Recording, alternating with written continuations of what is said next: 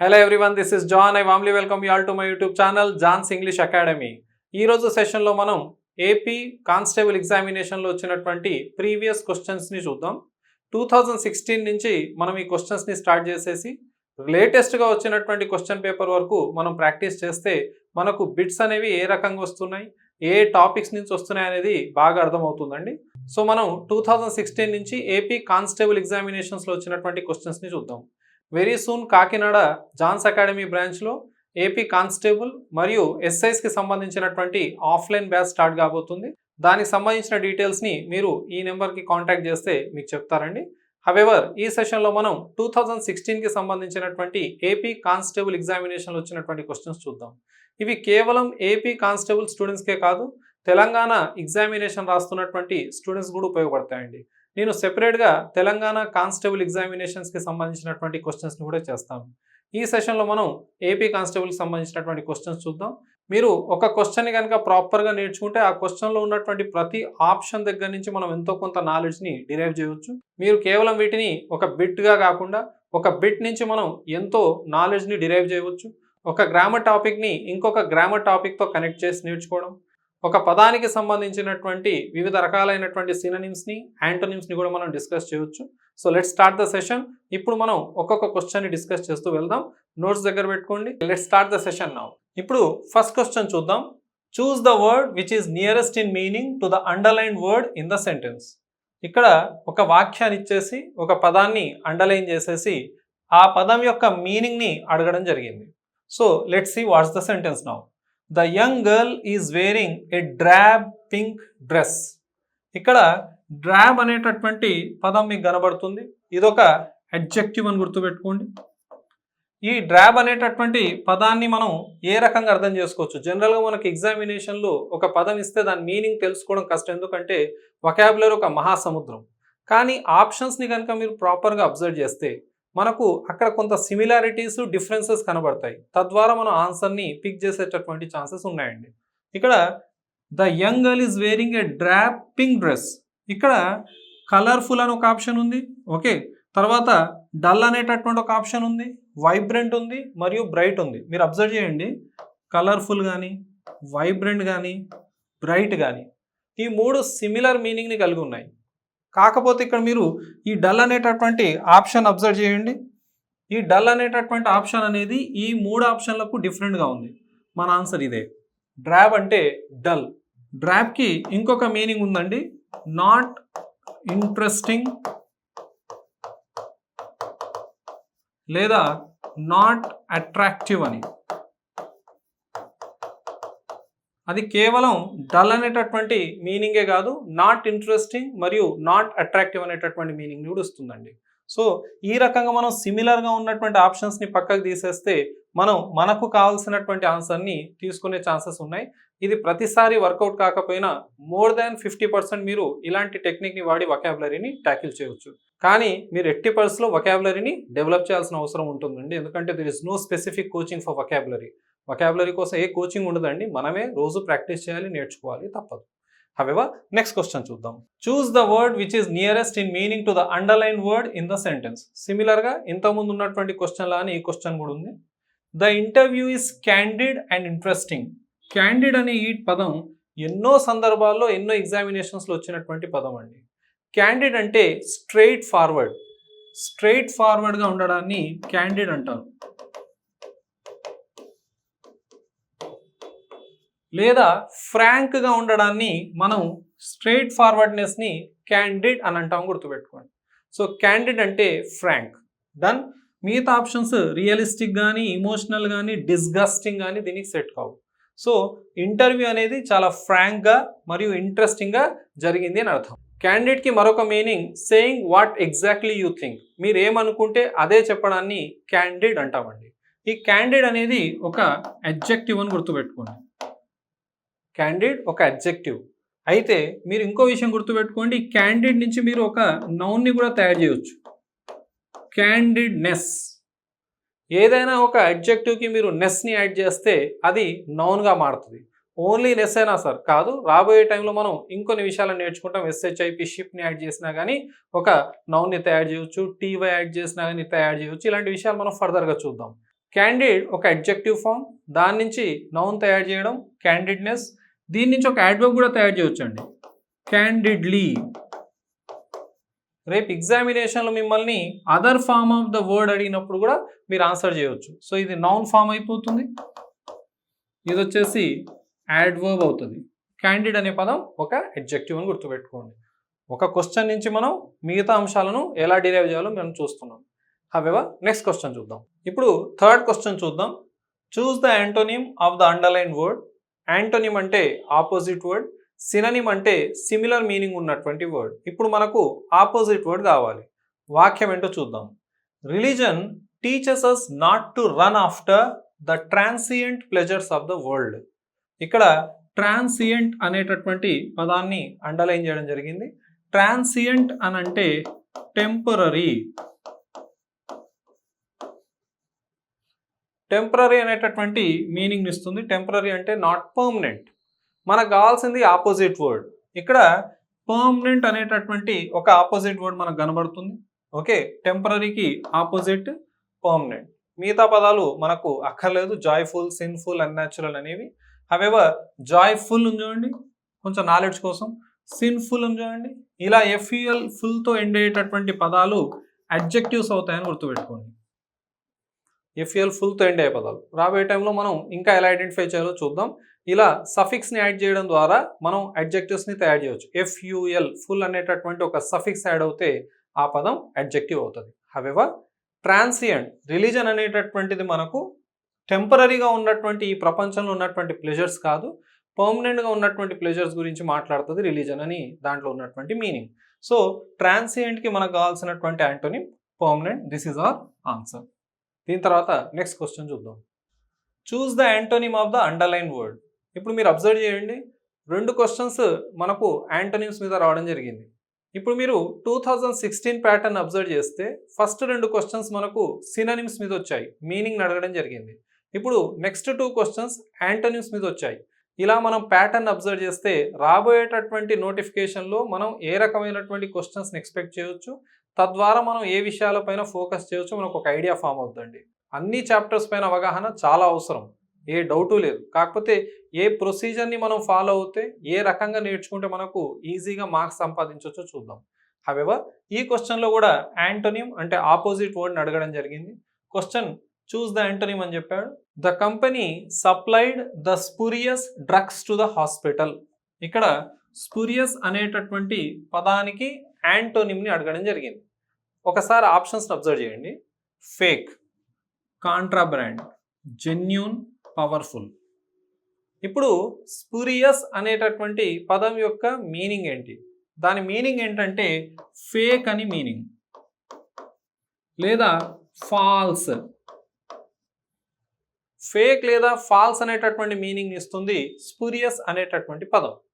మనకు కావాల్సింది మీనింగ్ కాదు, ఆపోజిట్ వర్డ్. అందుకే ఎప్పుడైనా ఆన్సర్ చేసే ముందు క్వశ్చన్ని చెక్ చేసుకోవాలి. ఇన్ కేసు ఇప్పుడు స్పూరియస్ అనగానే ఫేక్ అంటే ఇదే మన ఆన్సర్ అని మన మైండ్లో వస్తుంది. కాదండి, ఇది కాదు మన ఆన్సర్. కాకపోతే మనం అబ్జర్వ్ చేయాల్సింది ఏంటంటే దీనికి సంబంధించినటువంటి యాంటోనిమ్. ఇదేమో సినోనిమ్ అయిపోయింది, మనకు అక్కర్లేదు. నెక్స్ట్ కాంట్రాబ్రాండ్. కాంట్రాబ్రాండ్ అంటే ఇల్లీగల్ గూడ్స్. ఇల్లీగల్గా ఒక దేశం నుంచి ఇంకొక దేశానికి మనం గూడ్స్ని క్యారీ చేయడాన్ని కాంట్రాబ్రాండింగ్ అంటారు, కాంట్రాబ్రాండ్. హవెవర్ కాంట్రాబ్రాండ్ అంటే ఇల్లీగల్ గూడ్స్. ఫేక్ కానీ ఇల్లీగల్ కానీ మనకు నెగిటివ్ మీనింగ్నే ఇస్తున్నాయి, అంటే సిమిలర్ కనబడుతూ ఉన్నాయి. Next genuine. స్పూరియస్ అంటే ఫేక్ లేదా ఫాల్స్ అనే మీనింగ్ వస్తుంది, మరి దానికి ఆపోజిట్ మీనింగ్ జెన్యూన్ అవుతుంది కాబట్టి ఇది మన ఆన్సర్ అవుతుందండి. సో స్పూరియస్ అంటే మనకు ఫేక్, దాని ఆపోజిట్ వచ్చేసి జెన్యూన్. ఇంకొక విషయాన్ని కూడా చూడండి, ఇక్కడ కాంట్రా బ్రాండ్ అనే పదాన్ని అబ్జర్వ్ చేయండి. ఇందులో బ్రాండ్ అనే పదానికి కాంట్రా అనేటటువంటి ఒక ప్రిఫిక్స్ యాడ్ అయింది. ఈ కాంట్రా అంటే ఆపోజిట్ అని గుర్తుపెట్టుకోండి. దీని మీనింగ్ ఆపోజిట్ లేదా ఎగెయిన్స్ట్. దీని మీనింగ్ ఎగెయిన్స్ట్. దీన్ని ఎగెయిన్స్ట్ అనకూడదు, ఎగెయిన్స్ట్ అనాలి, ఎగెయిన్స్ట్ అని పలకాలి. హవెవర్ కొంచెం నాలెడ్జ్ కోసం ఇచ్చాను. కాంట్రా అనేటటువంటి ఈ ప్రిఫిక్స్ ఇచ్చేటటువంటి మీనింగ్. మన ఆన్సర్ మాత్రం జెన్యూన్. దీని తర్వాత నెక్స్ట్ క్వశ్చన్ చూద్దాం. ఇప్పుడు ప్రెపోజిషన్కి సంబంధించినటువంటి క్వశ్చన్ ఈ 2016 పేపర్లో ఉంది. Choose the appropriate preposition. Many people died dash flu soon dash flu storm. ఇది ఎగ్జామినేషన్లో ఎలా వచ్చిందో అలానే తీసేసుకొని మీ ముందు పెట్టడం జరిగింది. కానీ ఇక్కడ ఒక చిన్న మిస్టేక్ ఉంది. ఏంటంటే ఫ్లూ అనేటటువంటి పదం ఎక్కడొచ్చినా ఎప్పుడు వచ్చినా దాని ముందు మీరు దా రాయాలి. కానీ ఇక్కడ దా ఎగ్జామ్లో ఇవ్వలేదు ఈ క్వశ్చన్లు. కానీ మనకు ఆ నాలెడ్జ్ ఉండాలి కాబట్టి గుర్తుపెట్టుకోండి, ఫ్లూ అనే పదం ముందు దా రాయాలి. ఓకే, ఆర్టికల్స్కి సంబంధించినటువంటి ఒక ఇంపార్టెంట్ బిట్. హవెవర్ ఇప్పుడు మనం ఆల్రెడీ ప్రెపోజిషన్స్కి సంబంధించినటువంటి కొన్ని విషయాలను నేర్చుకుని ఉన్నాం. ఏంటి? ఏదైనా ఒక వ్యక్తి చావుకు కారణం ఒక వ్యాధి లేదా వైరస్ అయితే డైడ్ ఆఫ్ అని, ఆ చావుకు గల కారణాలు ఏదైనా మనం మెన్షన్ చేస్తే అప్పుడు డైడ్ ఫ్రమ్ అని వాడాలని గుర్తుపెట్టుకోవాలని ఆల్రెడీ మీకు నేను ప్రెపోజిషన్స్ దగ్గర యాప్లో మరియు యూట్యూబ్ ఛానల్లో నేర్పించాను. డైడ్ ఆఫ్ అంటే died of some disease, died from అంటే దానికి సంబంధించినటువంటి కాంప్లికేషన్స్, ఏ కాంప్లికేషన్స్ వల్ల చనిపోవడం జరిగిందని. దీనిపైన ఒక సెపరేట్ వీడియోనే ఉంది, యూట్యూబ్లో ఉంది, యాప్లో ఉంది, డైడ్ ఆఫ్ అండ్ డైడ్ ఫ్రమ్కి సంబంధించి. హవెవర్ ఇక్కడ ఫ్లూ అనేటటువంటిది ఒక డిసీజ్ కాదు. అంటే డైడ్ తర్వాత మనం ఆఫే రాయాలా ఫ్రమ్ రాయాలంటే మీ మైండ్లో ఏం రావాలి? ఫ్లూ ఒక డిసీజ్ కాదు, ఒక డిజార్డరే that leads to pneumonia. Complications వస్తాయి, తర్వాత చనిపోతారు ఇన్ కేస్ కాంప్లికేషన్ పెరిగితే. సో యాక్చువల్గా ఇక్కడ ఫ్రమ్ రావాలి. యాక్చువల్గా ఏం రావాలి? ఇక్కడ many people died from the flu ఉండాలి, soon after the flu storm. ఇక్కడ కూడా దా ఉండాలి, ఇక్కడ కూడా దా ఇవ్వలేదు ఎగ్జామ్ పేపర్లో. సరే, మనకు తెలుసు కాబట్టి రాసుకుందాం. Many people died dash the flu soon dash the flu storm. యాక్చువల్గా మనకు కావాల్సినటువంటి ఆన్సర్ ఏం తెలుసా అండి? ఫ్రమ్ ఉండాలి, ఆ తర్వాత ఆఫ్టర్ ద ఫ్లూ స్టామ్ ఉండాలి. యాక్చువల్గా ఉండాల్సినటువంటిది. కానీ ఇక్కడ మీరు అబ్జర్వ్ చేయండి, మనకు కావాల్సిన దాంట్లో ఫ్రమ్ ఉంది. ఓకేనా, ఇక్కడ ఫ్రమ్ ఉంది, కానీ బై ద ఫ్లూ స్టామ్ ఉండదు. అంటే ఇది యాక్చువల్గా ఇక్కడ ఇది బ్లండర్గా ఉంది, కరెక్ట్ కాదు. ఎందుకంటే ఫ్లూ స్టామ్ తర్వాతనే కదా చనిపోయేది కాంప్లికేషన్స్ వచ్చి. కాబట్టి ఆఫ్టర్ అనేది ఖచ్చితంగా ఉండాలి. ఇక్కడ ఆఫ్టర్ ఉంది, అయితే ఇక్కడ కూడా ఉంది కదా సార్ ఆఫ్టర్ అంటే డైడ్ బై అనేటటువంటి యూసేజ్ ఉండదు. మీకు ఆల్రెడీ నేర్పించాను నేను. సో డైడ్ విత్ ఉంటుందా? అసలే ఉండదు. ఓకేనా, రాయకండి. ఉంటే డైడ్ ఆఫ్ డైడ్ ఫ్రమ్ ఉంటుంది. ఇప్పుడు ఇక్కడ ఆన్సర్ వచ్చేసి డైడ్ ఆఫ్. ఎగ్జామినేషన్ యాజ్ టీస్ క్వశ్చన్ ఇచ్చాను. ఓకే, డైడ్ ఆఫ్ ఆఫ్టర్ అని ఇవ్వడం జరిగింది. యాక్చువల్గా డైడ్ ఆఫ్ ఉండకూడదు, ఇక్కడ డైడ్ ఫ్రమ్ ఉండాలి. డైడ్ ఫ్రమ్ ఉండాలి.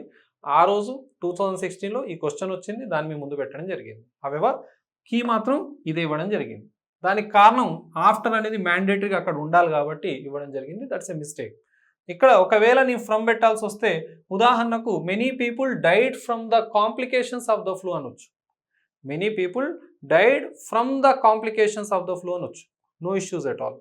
ఓకేనా, ఫ్రమ్ ద ఫ్లూ కూడా అనొచ్చు. ఆఫ్ అనేది వాడకూడదు రూల్ ప్రకారం, కానీ కీలో ఉంది, అదే మీకు ఎక్స్ప్లెయిన్ చేయడం జరిగింది. దీని తర్వాత నెక్స్ట్ క్వశ్చన్ చూద్దాం.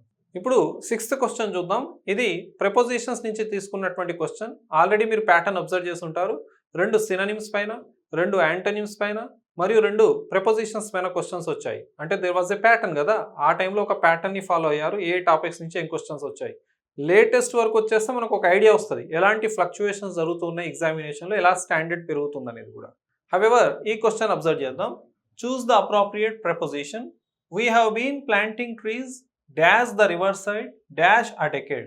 మీకు ఆల్రెడీ నేర్పించాను, ప్రెజెంట్ పర్ఫెక్ట్ కంటిన్యూస్ టెన్స్లో మనం సిన్స్లను ఫర్లను వాడతామని. ప్రెజెంట్ పర్ఫెక్ట్ కంటిన్యూస్ టెన్స్తో సిన్స్ లేదా ఫర్ని వాడతాం. సిన్స్ని ఎగ్జాక్ట్ టైంతో వాడతాం, మరియు ఫర్ని పీరియడ్ ఆఫ్ టైంతో వాడతాం. ఎలా ఐడెంటిఫై చేయాలి, ఎలా రాయాలో మనం ఆల్రెడీ నేర్చుకొని ఉన్నాం. హవెవర్ ఇక్కడ మనకు కేవలం ఒక టైంకి సంబంధించిందే కాదు, ఇంకొక ప్లేస్కి సంబంధించినటువంటి ప్రపోజిషన్ కూడా ఇవ్వడం జరిగింది. ఇప్పుడు చూద్దాం. We have been planting trees dash the river side, by the river side. By అంటే బిసైడ్, అలాంగ్ సైడ్ లేదా నియర్, ఇలాంటి మీనింగ్ ఇస్తుంది.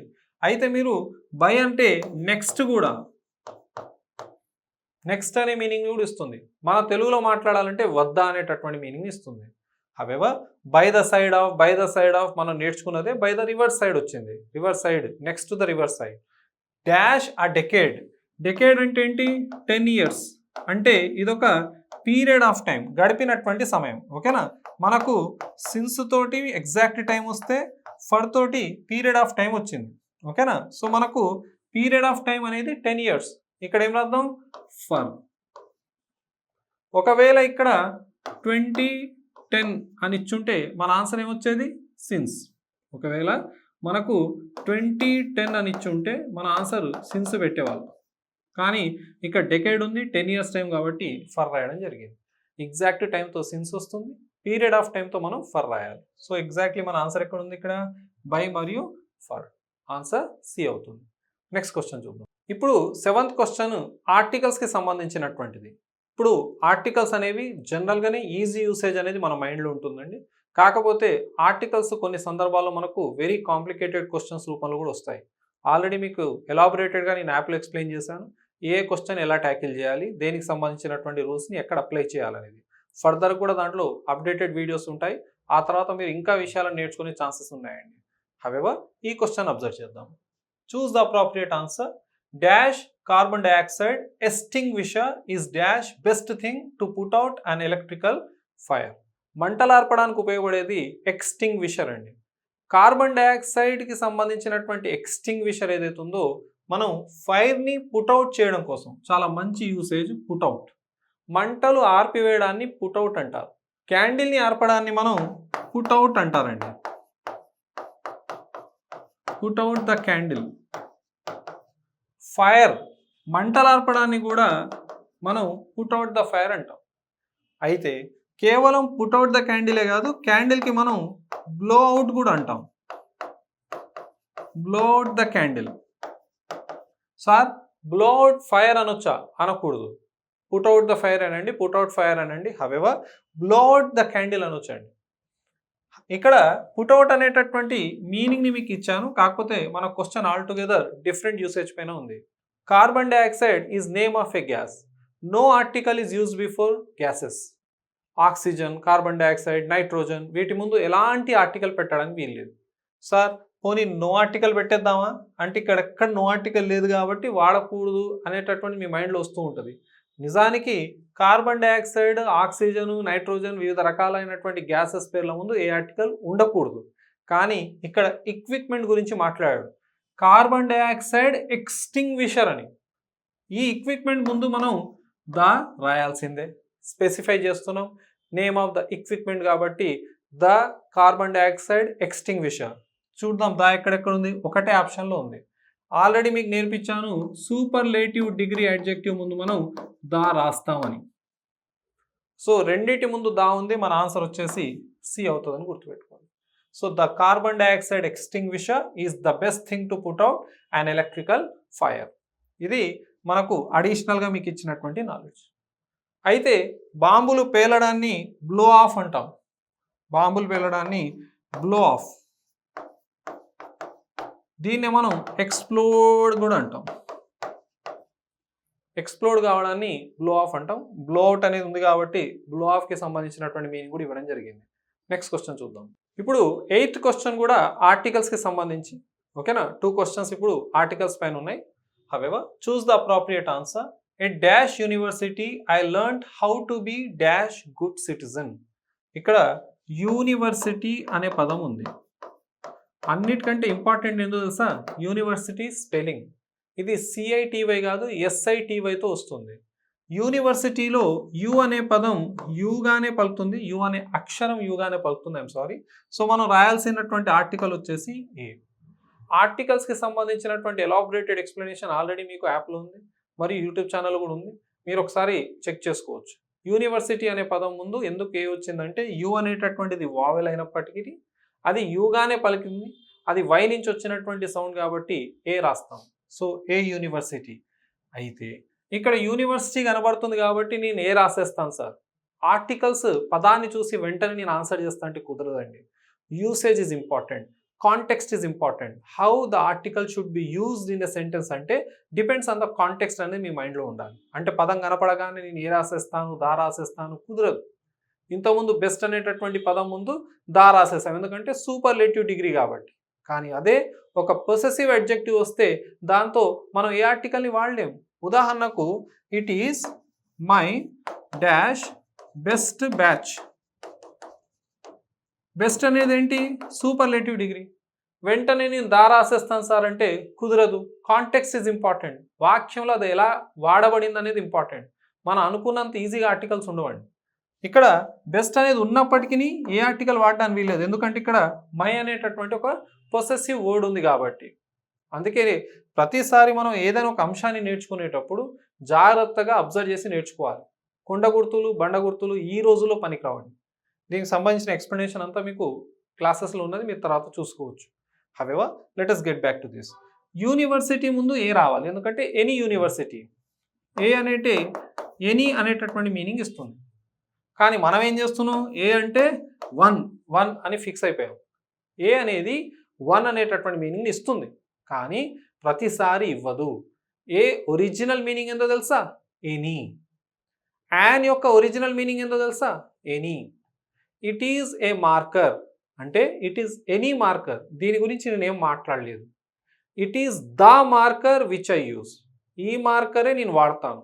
ఇప్పుడు దీని ముందు నేనేం రాశాను? The marker. దీని గురించి మాట్లాడాం కాబట్టి, దీన్ని స్పెసిఫై చేశాం కాబట్టి దా రాశాం. అందుకే ఎప్పుడైనా గుర్తుపెట్టుకోండి, ఏ లేదా యాన్ అనేటటువంటి పదాల అర్థం ఎనీ అని. వన్ అంటే మరి పర్టికులర్ అయిపోద్ది కదండి. అందుకే ఏ మరియు యాన్లను ఇండెఫినెట్ ఆర్టికల్స్ అని ఎందుకు అన్నారు? ఇండెఫినెట్ అంటే ఖచ్చితత్వం లేనివి. మరి ఏ యాన్ అంటే వన్ అన్నారు అనుకోండి, ఖచ్చితత్వం ఉన్నట్టే కదా. ఎందుకు ఇండెఫినెట్ అయ్యాయి? ఎందుకు ఇండెఫినెట్ అయ్యాయంటే ఏ మరియు యాన్ యొక్క మీనింగ్ ఎనీ కాబట్టి. అది 99% ఎనీ మీనింగ్ ఇస్తుంది, 1% వన్ అనే మీనింగ్ ఇస్తుంది. అందుకే మనకు ఒక విషయాన్ని నేర్చుకునేటప్పుడు పూర్తి స్థాయిలో అవగాహన ఉండడం అనేది అవసరం. ఇక్కడ ఎనీ అనేటటువంటి మీనింగ్ ఇస్తుంది. ఎట్ ఏ యూనివర్సిటీ అని పెట్టాను అనుకుందాం. ఏదో ఒక యూనివర్సిటీలో నేను ఒక మంచి సిటిజన్గా ఎలా ఉండాలో నేర్చుకున్నాను. అంటే ఇక్కడ ఏదో ఒక యూనివర్సిటీ కాదు, ఒక స్పెసిఫిక్ యూనివర్సిటీ, ఆయన చదివినటువంటి యూనివర్సిటీ. At the university.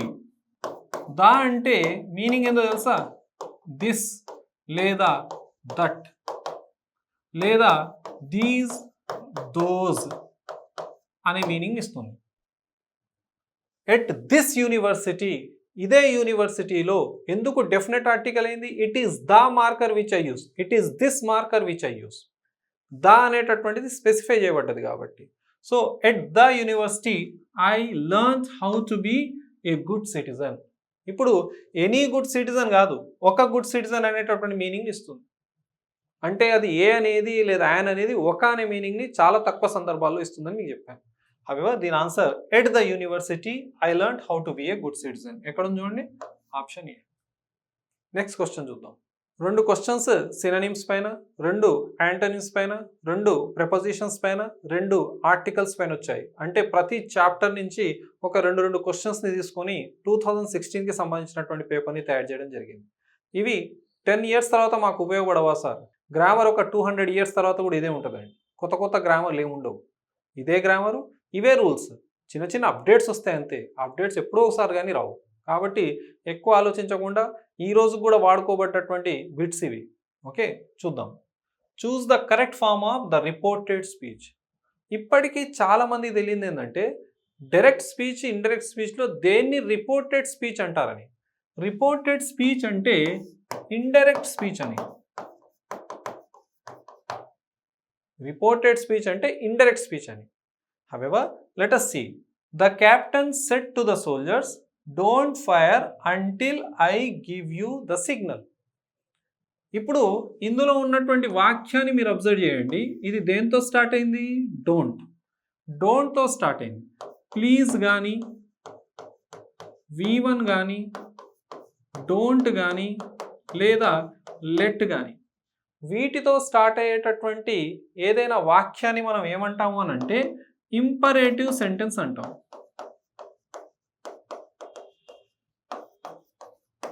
మీకు ఆల్రెడీ నేను యాప్లో క్లియర్గా ఎక్స్ప్లెయిన్ చేశాను ఏ సెంటెన్స్కి ఎలా ఇండైరెక్ట్ స్పీచ్ని రాయాలని. ఇప్పుడు మీరు డైరెక్ట్ నుంచి ఇండైరెక్ట్ స్పీచ్లో మార్చేటప్పుడు మీ చూపు ఫస్ట్ డైరెక్ట్ స్పీచ్లో ఇచ్చినటువంటి భాగం పైన ఉండాలి. ఇందులో ఏ వాక్యం ఇస్తే దాని తగ్గట్టే దీన్ని మార్చుకోవాలి. ఇక్కడ ఒకవేళ క్వశ్చన్ ఉందనుకోండి, అక్కడ ఆస్ట్గా మారుతుంది. ఇక్కడ అసర్టివ్ సెంటెన్స్, డిక్లరేటివ్ సెంటెన్స్ లేదా స్టేట్మెంట్ ఉందనుకోండి, అంటే సబ్జెక్ట్తో స్టార్ట్ అయింది అనుకోండి, the captain said to the soldiers I am tired.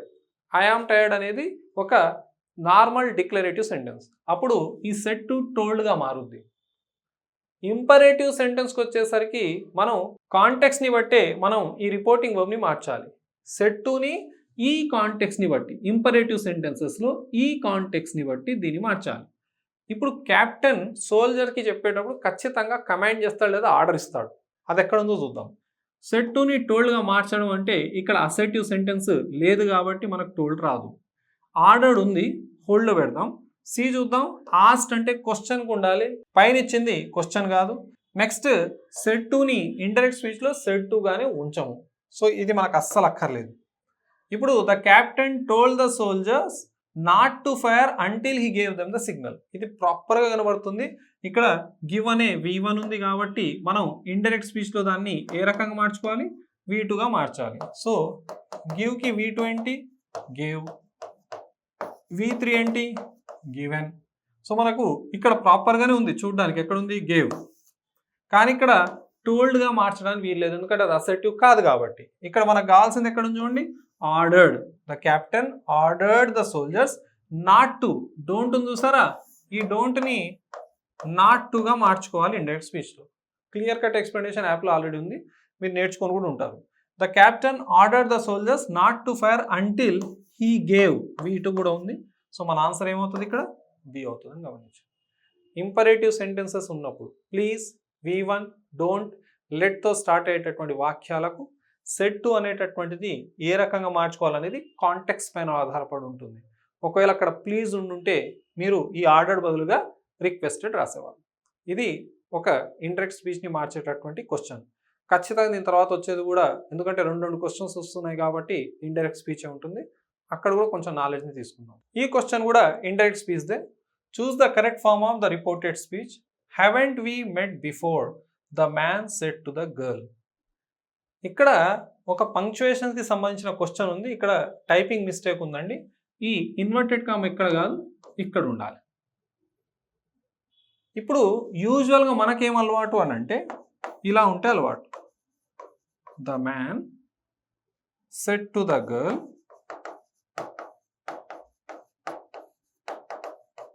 Comma inverted comma begin haven't we met before, full stop, sorry, question mark, inverted comma, close. ఇలా ఉంటే మనకు answer రాయడం ఈజీ, ఎందుకంటే మనం ఇలానే ప్రాక్టీస్ చేస్తూ వచ్చాం కాబట్టి. మరి ఏంటి సార్ దీనికి మార్గం? దీనికి మార్గం ఏం లేదు, మీకు ఒక రఫ్ షీట్ ఇస్తే ఆ రఫ్ షీట్ పైన ఇలా రాసుకొని దీన్ని మార్చుకోవడమే.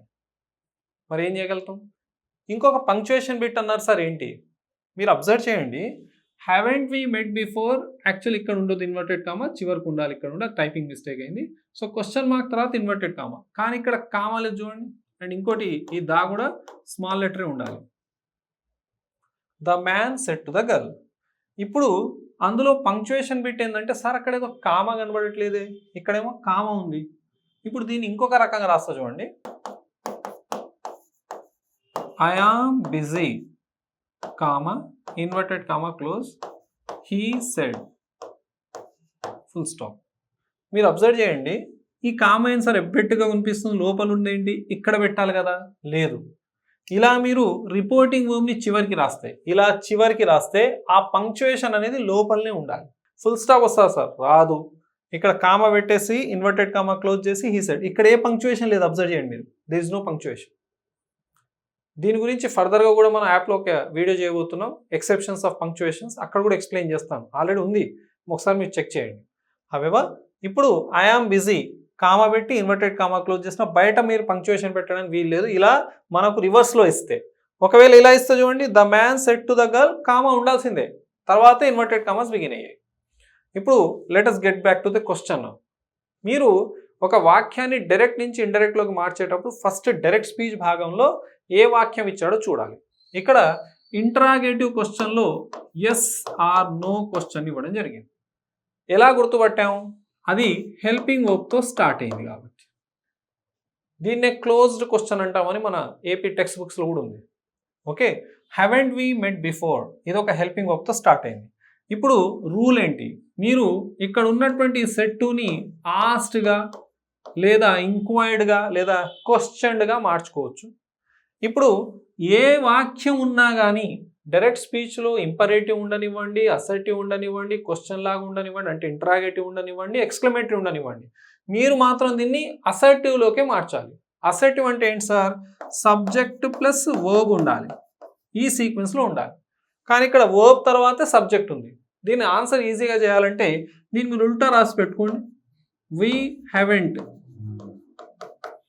ఇలా ఉల్టా రాసి పెట్టుకోండి. The man said to the girl, the man said టుని ఆస్క్గా మార్చుకోవాలి. ఎక్కడెక్కడ ఆస్ట్ ఉంది? 1 2 3 4 అన్నిట్లో ఆస్ట్ క్వశ్చన్ ఉంది. మన సమస్య ఏంటంటే ఇప్పుడు ప్రతి ఆప్షన్ని చెక్ చేయాలి. అయితే ఎస్ ఆర్ నో క్వశ్చన్స్ యొక్క కనెక్టింగ్ వర్డ్ ఏమొస్తుంది? ఇఫ్ లేదా వెదర్ వస్తుంది. ఇఫ్ లేదా వెదర్ వస్తుంది.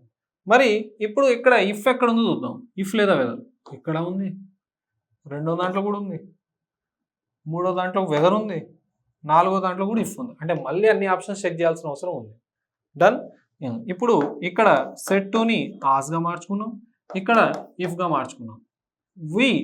వి అంటే ఎవరు? వీళ్ళు ఇద్దరు. సో ఇక్కడ ఏముండాలి? దే. హ్యావెంట్ ఏమవుతుంది? హ్యావ్ని ఏం చేయాలని చెప్పాను మీకు? పాస్ట్లోకి మార్చాలి, హెడెంట్. ఈజ్ యామార్ని వాజ్వర్గా మార్చాలి, V1ని V2గా మార్చాలి. ఈజ్ యామార్ వాజ్వర్ ఎందుకు వేస్తారంటే ప్రెసెంట్ని పాస్ చేసాం. హ్యావ్ హ్యాజ్లను హ్యాడ్గా మార్చాలి. సో మనకి ఇక్కడ హెవెంట్ కాదు, హెడెంట్ ఉండాలి.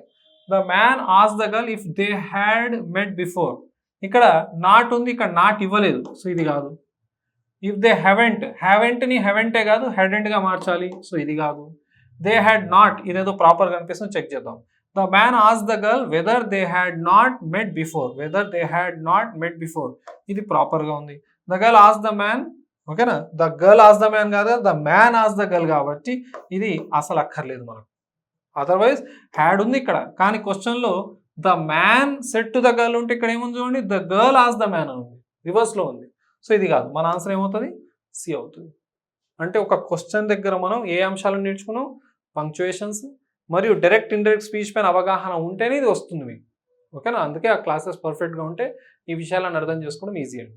సో ఇవి 2 క్వశ్చన్స్ ఫ్రమ్ స్పీచ్. దీని తర్వాత నెక్స్ట్ క్వశ్చన్ చూద్దాం. ఇప్పుడు 11th క్వశ్చన్ చూద్దాం. Choose the correct form of the verb. అంటే మనకు ఇది టెన్సెస్ నుంచి వచ్చినటువంటి question. Murali dash his work at, మీకు ఆల్రెడీ టెన్సెస్ దగ్గర నేర్పించాను. వైఈటి ఎట్ అనేటటువంటి పదం ఏ టెన్స్లో వస్తుందని చెప్పాను? ప్రెజెంట్ పర్ఫెక్ట్ టెన్స్లో వస్తుంది. దీని స్ట్రక్చర్ ఏంటి? హ్యావ్ లేదా హ్యాస్ ప్లస్ V3 వస్తుంది. అయితే ఇంకొక విషయం కూడా నేర్పించాను నేను ఎట్ అనేటటువంటి పదానికి సంబంధించి. ఇది మీకు గుర్తు రావాలంటే ఇప్పుడు మిమ్మల్ని నేను క్వశ్చన్స్ అడుగుతాను, మీరు తెలుగులో ఆన్సర్ ఇవ్వాలి. ఆ తెలుగులో ఆన్సర్ ఇచ్చేటప్పుడు మీ మొదటి పదం మీ ఆన్సర్లో ఇంకాతో స్టార్ట్ కావాలి. నేను ఏ క్వశ్చన్ అడిగినా మీకు మీరు ఇచ్చే ఆన్సర్లో ఫస్ట్ పదం ఇంకా ఉండాలి. దాంతో మీరు ఇప్పుడు ఆన్సర్స్ ఇవ్వండి. నేను అడుగుతాను, ఆంధ్రప్రదేశ్లో కానిస్టేబుల్ నోటిఫికేషన్ వచ్చిందా? మీ ఆన్సరు ఇంకా రాలేదు. పోనీ మనకు దానికి సంబంధించిన గైడ్లైన్స్ వచ్చాయా? ఇంకా రాలేదు. ఈ క్లాసు కంప్లీట్ అయిపోయిందా? ఇంకా అవ్వలేదు. అంటే చూడండి, మీరు ఇంకా అనేటటువంటి పదం వాడుతున్నారు. అంటే ఎట్ యొక్క తెలుగు మీనింగ్ ఏంటి? ఇంకా. వాడినప్పుడల్లా ఇంకా రాలేదు, ఇంకా కాలేదు, ఇంకా అవ్వలేదు, లేదు లేదు లేదు అని వస్తుంది. అంటే వైఈటి ఎట్ వచ్చినప్పుడు మనం ఏం నేర్చుకున్నాం గుర్తుందా మీకు? హ్యావ్ లేదా హ్యాస్కి ఏం కలపాలని చెప్పాను? నాట్ కలపాలని చెప్పాను. హ్యావ్ లేదా హ్యాస్కి నాట్ వస్తుంది. So Murali dash is work at అంటే అతడు ఇంకా కంప్లీట్ చేయలేదు వర్క్ని, ఎట్ ఉంది కాబట్టి మనకు కావాల్సిన ఆన్సర్ మురళి ఏకవచనం హ్యాజంట్ కంప్లీటెడ్ అనేది ఆన్సర్ చేయాలి. యూజువల్గా చాలామంది మొగ్గు చూపే ఆప్షన్ ఇది ఉంటుంది, హ్యాజ్, ఎందుకంటే ప్రెజెంట్ పర్ఫెక్ట్ కానీ మనం హ్యాజ్ పెట్టేస్తాం. కానీ ఎట్ ఉంటే నాట్ పెట్టాల్సినటువంటి అవసరం ఉంది, మర్చిపోకూడదు. సో మీ ఆన్సర్ ఏ అవుతుంది. దీని తర్వాత నెక్స్ట్ క్వశ్చన్ చూద్దాం. సో ఈ క్వశ్చన్ మనకు టెన్సెస్కి సంబంధించిందే చూద్దాం. The student dash a prize for narrating a story in the context. స్టూడెంట్కి ప్రైజ్ ఇవ్వడం జరిగిందట, ఎందుకంటే ఒక స్టోరీని నరేట్ చేశాడు కాంటెక్స్ట్లో. ఒక చిన్న కాంటెక్స్ట్లో అతడు స్టోరీని నరేట్ చేస్తే అతనికి ప్రైజ్ ఇవ్వబడింది. దెన్ ద స్టూడెంట్ అవార్డింగ్, ఇది V4 ఒంటరిగా ఉంది, అక్కడ మనం పెట్టలేము ఎందుకంటే మనకు ఖచ్చితంగా దాని ముందు హెల్పింగ్ వర్బ్ కావాలి సబ్జెక్ట్ తర్వాత ఉన్నటువంటి వర్బ్లో. సో ఇది కాదు. హ్యాజ్ అవార్డెడ్, స్టూడెంట్ ఏకవచనమే హ్యాజ్ పెట్టొచ్చు, మనం అవార్డెడ్ అనేది ప్రెజెంట్ పర్ఫెక్ట్ టెన్స్ పర్ఫెక్ట్గా అనిపిస్తుంది, రాసేద్దామంటే స్టూడెంట్ ఇవ్వలేదు, స్టూడెంట్కి ఇవ్వబడింది. ఒకవేళ ఇక్కడ హ్యాస్ బీన్ అవార్డెడ్ ఉండుంటే ఆన్సర్ కరెక్ట్ అయ్యేది. హ్యాస్ బీన్ అవార్డెడ్ అయితే కరెక్ట్ అయ్యేది, కానీ ఇక్కడ హ్యాస్ బీన్ కాదు హ్యాస్ అవార్డెడ్ అని ఇచ్చాడు కాబట్టి ఇది కూడా కరెక్ట్ కాదు. ప్యాసివ్ వాయిస్లో ఉండాలి, ఇవ్వబడింది కాబట్టి. నెక్స్ట్ హ్యాస్ అవార్డెడ్, ఇది కూడా సేమ్ ఇవ్వడం జరిగింది, కాకపోతే ఇక్కడ హ్యాస్ కాదు హ్యాడ్ అని గుర్తుపెట్టుకోండి. సో హ్యాడ్ అవార్డెడ్ కూడా మనకు కరెక్ట్ కాదు. నెక్స్ట్ వాజ్ అవార్డెడ్, ఇది సింపుల్ పాస్ట్ టెన్స్కి సంబంధించినటువంటి passive form. Was awarded. Sir was verb plus ing form ఉంటుంది కదా సార్? అవునండి, వాజ్ వర్బ్ తర్వాత ఇంగ్ ఫామ్ ఉంటుంది, అది పాస్ట్ కంటిన్యూస్ టెన్స్లో. అదే వాజ్ వర్బ్ తర్వాత V3 వచ్చింది అనుకోండి, అది సింపుల్ పాస్ట్ యొక్క ప్యాసివ్ వాయిస్. మీరు ఒక విషయం గుర్తుపెట్టుకోండి, is, am, are, was, were, వీటి తర్వాత మనకు జనరల్గా ఇంగ్ ఫామ్ రావాలి. I am teaching, I was teaching, you are learning, you were learning. కానీ వీటి తర్వాత V3 వస్తే అది ప్యాసివ్ ఫామ్ని సూచిస్తుంది. ఆల్రెడీ మీకు ప్యాసివ్ వాయిస్కి సంబంధించినటువంటి ఎక్స్ప్లెనేషన్ ఇచ్చున్నాను. ఇక్కడ వాజ్ అవార్డెడ్ సింపుల్ పాస్ట్కి సంబంధించినటువంటి passive form. The student was awarded a prize, అతనికి ప్రైజ్ ఇవ్వబడింది అని గుర్తుపెట్టుకోండి. ఇది టెన్సెస్కి సంబంధించినటువంటిది. నెక్స్ట్ క్వశ్చన్ చూద్దాం. Choose the meaning of the underline phrase. Engineering graduates are dime a dozen today, I want to employ an arts graduate.